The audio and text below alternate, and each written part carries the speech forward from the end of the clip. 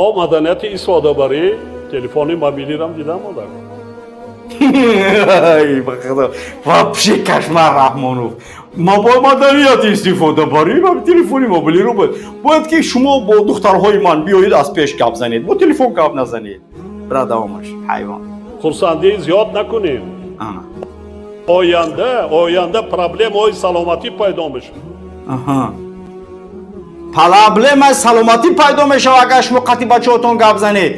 اگر شما بتین که بچه‌های ما دامادای ما خصوص بچه‌های ما در راغون پول بتین در راغون بدزدن شو سلامتیتون 100% میشه اگر پرابلم نیست. تا اگر قطعی بچه‌ت گپ زنی بچه جانش خیلی خوبی سازی ان شاء الله بچه‌م یادت کردن اگر پرابلم تو کسال میشه میام برین اگر تپلا بتی که در راغون مردم بگیره خصوص بچه‌های ما دامادا بشوری با اگر پرابلمتون نمیشه.